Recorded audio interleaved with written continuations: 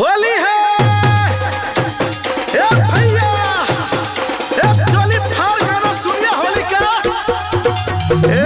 कुर्ता फाड़ ए थोड़ा ब्रेक लगाओ धीरे धीरे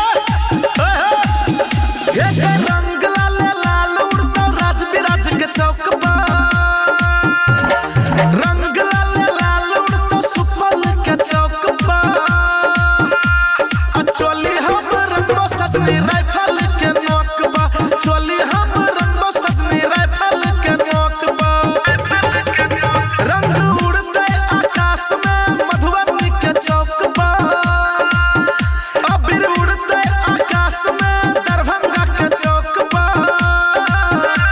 दुपट्टा हम रंगो सजनी राइफल के नोक बा चोली हम रंगो सजनी राइफल के नोक बा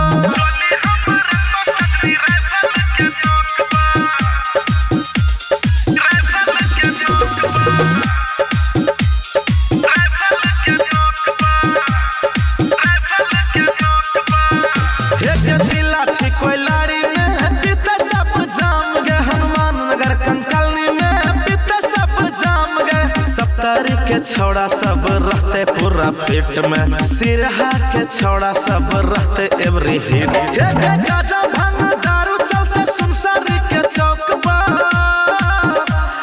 चोली हम रंगो सजनी राइफल के नोक बा दुपट्टा हम रंगो सजनी राइफल के नोक बा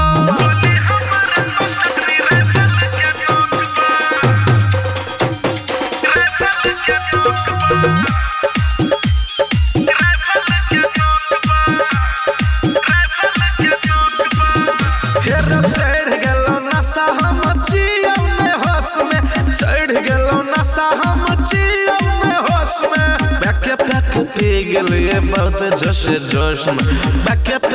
पी गलिए बहुत जोश जोश में रंग